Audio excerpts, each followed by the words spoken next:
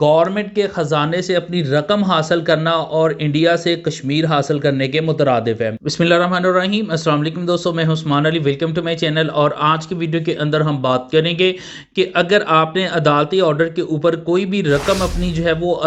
सरकारी ख़जाने के अंदर जमा करवाई हुई है, या आपके मुखालिफ फरीक ने अदालती ऑर्डर के ऊपर कोई रकम जो है वो गवर्नमेंट के ख़जाने के अंदर या अदालती अकाउंट के अंदर जमा करवाई है जो कि आपकी बनती है, और आप जो है वो उसको आप विड्रॉ करवाना चाहते हैं, तो आप किस तरह से अदालत में एप्लीकेशन दे के अपनी जो रकम है उसको विड्रॉ करवा सकते हैं। मुकम्मल कंप्लीट प्रोसीजर जो है वो इस वीडियो के अंदर हम देखेंगे। तो मौजू की तरफ जाने से पहले सब दोस्तों से गुजारिश है कि अगर आपने अभी तक हमारे YouTube चैनल को सब्सक्राइब नहीं किया है तो वीडियो के नीचे एक रेड कलर का सब्सक्राइब का बटन आ रहा होगा, उसके ऊपर क्लिक करके सब्सक्राइब कर लीजिएगा और साथ बेल आइकन को भी दबा दीजिएगा ताकि जब भी हमारी कोई लेटेस्ट वीडियो आए तो उसके नोटिफिकेशन आप तक पहुंचते रहें। देखिए, वीडियो के आगाज़ के अंदर ही मैं आपको बताता चलूं कि गवर्नमेंट के ख़जाने से अपनी रकम हासिल करना और इंडिया से कश्मीर हासिल करने के मुतरादिफ है। बहुत जो है वो काफ़ी ज़्यादा टफ़ प्रोसीजर है, जिसके अंदर जो है वो वेरिफिकेशन का प्रोसीजर काफ़ी टफ़ है, जिसके अंदर जो है वो काफ़ी जो है वो क्लाइंट की टाइम और तमाम चीज़ें जो है वो सर्फ होती हैं। इसमें सबसे पहले हम बात कर लेते हैं कि अगर कोई अदालती ऑर्डर के ऊपर आपने कोई रकम जो है वो गवर्नमेंट के ख़जाने के अंदर जमा करवाई है, आपने कोई स्पेसिफिक परफॉर्मेंस का केस फाइल किया, अदालत कहती है आप रिमेनिंग कंसिडरेशन जो है, रिमेनिंग अमाउंट है वो अदालत के अंदर जमा करवा दें। आपने वो अदालती ऑर्डर के ऊपर जो है वो गवर्नमेंट के ख़जाने के अंदर जमा करवाई है, या कोई दूसरा फरीक है उसने कोई तमील मुख्तस का दावा दायर किया है और उसमें कोई रिमेनिंग अमाउंट जो आपकी बनती है वो अदालती ऑर्डर के ऊपर उसने सरकारी ख़जाने में जमा करवाई है, या कोई फैमिली केस है और उसमें बाप ने जो है वो कुछ पैसे हैं जो कि अदालती ऑर्डर के ऊपर जो है वो अदालत के अकाउंट के अंदर या सरकारी अकाउंट के अंदर गवर्नमेंट के ख़जाने के अंदर जमा करवा दिए हैं। तो इन तमाम चीज़ों को जो है वो जितनी भी रकम है जो कि कोर्ट के अंदर आपने अदालती ऑर्डर के ऊपर जमा करवाई है उसको विड्रॉ आपने कैसे करवाना है।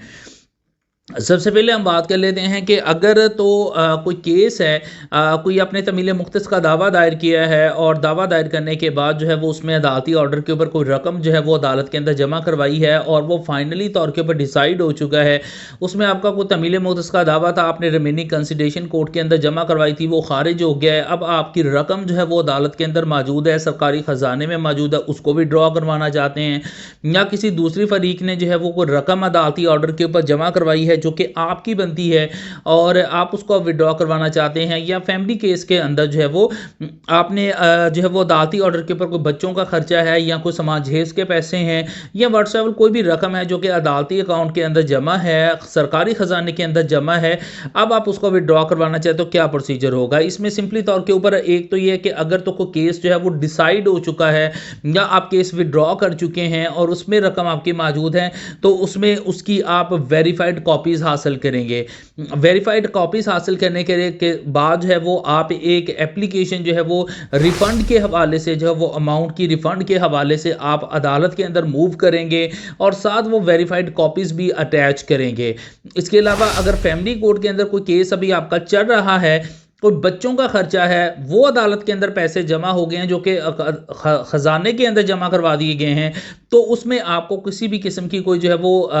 केस की जो है वो वेरीफाइड कॉपीज़ निकलवाने की ज़रूरत नहीं है, बल्कि आपने जो उन्हें रकम अदालत के अंदर जमा करवा के अदालत के अंदर चालान जमा करवाया, उस चालान की वेरीफाइड कॉपी, इसके अलावा जो है वो अदालती ऑर्डर की कॉपी, और उसके अलावा जो है वो अपने एप्लीकेशन जो है वो लगा के सेम कोर्ट के अंदर जो है वो एप्लीकेशन रिफ़ंड की एप्लीकेशन आपने फ़ाइल कर देनी है। जैसे ही आप रिफ़ंड की एप्लीकेशन जो है वो कोर्ट के अंदर जो है वो सबमिट करेंगे तो अदालत सबसे पहले जो है वो एलमद की और इसके अलावा सिविल नाज़र और अकाउंट ऑफिस की रिपोर्ट जो है वो तलब करने का जो है वो ऑर्डर करेगी कि इसके हवाले से जो है वो एलमद रिपोर्ट करे इस हवाले से, केस के हवाले से, और इसके अलावा जो है वो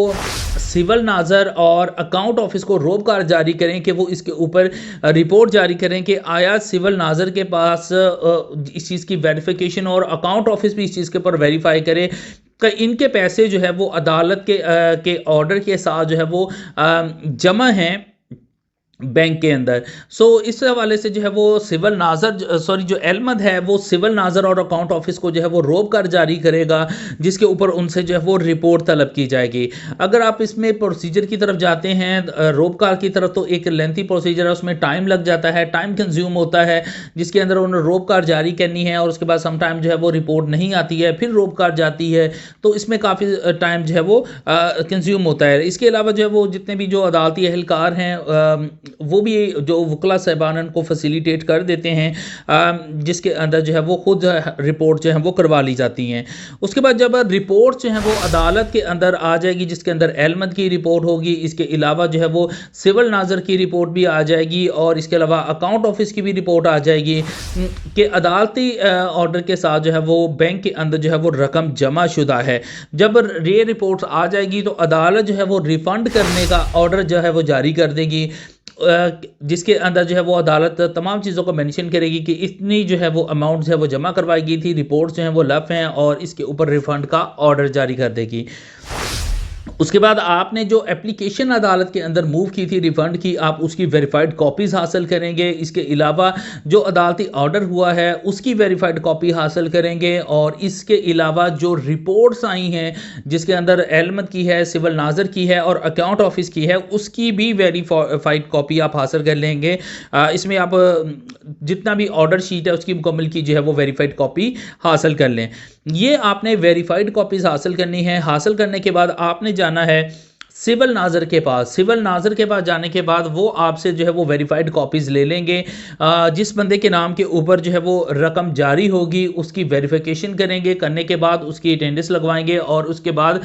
उसके ऊपर जो है वो आपसे 1 से या 2 दिन का टाइम ले लेंगे और उसके बाद जो है वो आपको एक वाउचर बना के जो है वो आपके हैंड ओवर करेंगे कि ये एक वाउचर है, आप इसको जो है वो हासिल कर लें। वो जिस बंदे के नाम के ऊपर अमाउंट रिलीज़ होनी है वो वहाँ से वेरीफाई करेगा। एक बंदा जो है वो उसकी वेरिफिकेशन करेगा। अमूमी तौर के ऊपर वकला साहबान जो है वो जो बंदा है उसकी तस्दीक कर देते हैं। करने के बाद वो वाउचर आपको मिलेगा, वो वाउचर आपने लेना है और लेने के बाद जाने हैं अपने मुतलका बैंक के अंदर। बैंक के अंदर जाएंगे, बैंक उसके ऊपर जो है वो आपका बैंक अकाउंट नंबर लिखेगा। इसके अलावा जो है वो अपनी स्टैम्प्स लगाएगा और उसके बाद इस चीज़ को वेरीफाई करेगा कि वो जो है वो रकम जो है वो रिसीव करेंगे और इसके अलावा आपके अकाउंट की भी वेरिफिकेशन करेगा कि इस बैंक के अंदर ये अकाउंट नंबर है जो कि इस बंदे का हमारे पास मौजूद है। बैंक से जो है वो आपने अकाउंट नंबर लिखवा के उसकी वेरिफिकेशन करवाने के बाद आपने वापस जाना है अकाउंट ऑफिस के अंदर और अकाउंट ऑफिस के अंदर जाने के बाद वो चालान जो है आपने अकाउंट ऑफिस के अंदर जो है वो जमा करवा देना है। अकाउंट ऑफिस उसके बाद जो है वापस दोबारा जो है वो सिविल नाज़र को भेजेगा वेरिफिकेशन के लिए कि इसकी वेरिफिकेशन करें, ये जो हमारे पास वाउचर आया क्या ये दुरुस्त है। सिविल नाज़र उसके ऊपर रिपोर्ट करेगा, उसकी अपने रजिस्टर के अंदर उसका अंदराज करेगा, उसकी रिपोर्ट मुरतब करेगा और इसकी तस्दीक करेगा कि ये अकाउंट जो जारी किया गया है वाउचर ये हमारी तरफ से ही जारी किया गया है। इसके अलावा वो सिविल नाज़र वापस उसको अदालत के अंदर लेके जाएगा। अदालत के अंदर जाने के बाद जो है वो उसके ऊपर अदालती स्टैंप लगेगी, अदालत के सिग्नेचर होंगे और इसके अलावा सिविल नाज़र अदालत के सिग्नेचर और स्टैंप जो है वो अपने रजिस्टर के अंदर भी उसका अंदराज जो है वो करवाएगा। करवाने के बाद वापस जो है वो सिविल नाज़र जो है उस वाउचर को वापस जो है वो बैंक जो अकाउंट ऑफिस है अकाउंट ऑफिस के अंदर जो है वो भेज देगा। अकाउंट ऑफिस में भेजने के बाद जो है वो वहाँ पर इसकी तमाम वेरिफिकेशन होगी और वेरिफिकेशन होने के बाद जो है जब अकाउंट जो है वो ऑफिस के अंदर जो है वो आपका वाउचर जमा हो जाएगा, उसके बाद वो आपको अप्रॉक्सीमेटली जो है वो 4-5 दिन का टाइम देते हैं नॉर्मली तौर के ऊपर। आप 4-5 दिन के बाद जो है वो आके अपना जो है वो वाउचर ले जाएं। उसके अंदर जो अकाउंट ऑफिस है वो अपनी तमाम प्रोसीजर को मुकम्मल करता है, अपनी रिपोर्ट्स को मुकम्मल करता है और फाइनली तौर के ऊपर जब आपका वाउचर मुकम्मल हो जाता है तो वाउचर मुकम्मल होने के बाद जो है आपके हैंड ओवर कर दिया जाता है वाउचर को कि आप ये इस वाउचर को ले लें और अपने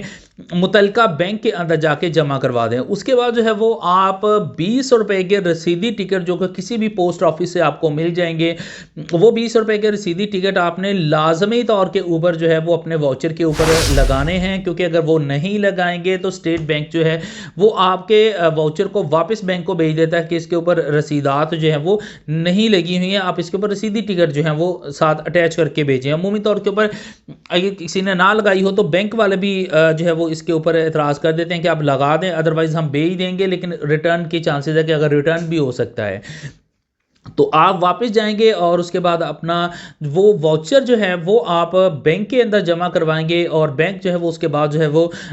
स्टेट बैंक को जो है वो उसके ऊपर आपका वाउचर जो है वो इरसाल कर देगा और विद इन जो है वो 1 to 2 डेज जो है वो आपके अकाउंट के अंदर जो है वो रकम जो है वो आ जाएगी। अब इसके अंदर जितना भी ये प्रोसीजर है, अगर हम इसको लीगली तौर के ऊपर लेके चलें जिसमें रोक कार्ड भी जारी होंगी और उसके बाद आप इसको प्रॉपरली लुक आफ्टर ना करें तो ईजीली जो है वो 1 डेढ़ 2 महीने लगा देते हैं, जो कि काफ़ी जो है वो टाइम कंज्यूम जो है वो प्रोसीजर है। लेकिन इसमें जो है वो अगर अमूमी तौर के ऊपर जो है वो ज़ाहिर बात इस तमाम प्रोसीजर को जो है वो जितने भी क्लाइंट्स हैं वो वकला के ज़रिए ही इसको प्रोसीड करवाते हैं। तो अगर जो वो जितने भी अदालती एहलकार हैं या डिपार्टमेंट के लोग हैं वो फैसिलिटेट कर देते हैं, जिसके अंदर वकला साहबान को जिसमें अंदर इस जितना भी प्रोसीजर है इसको स्पीड अप कर लिया जाता है। इसके अलावा मज़ीद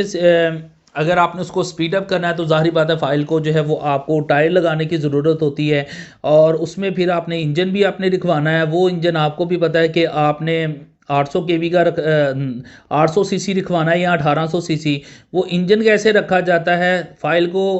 जो टायर हैं वो कैसे लगते हैं, ये मुझसे ज़्यादा आप बेहतर तौर के ऊपर जानते हैं। अपना ख्याल रखिएगा। अल्लाह हाफिज़।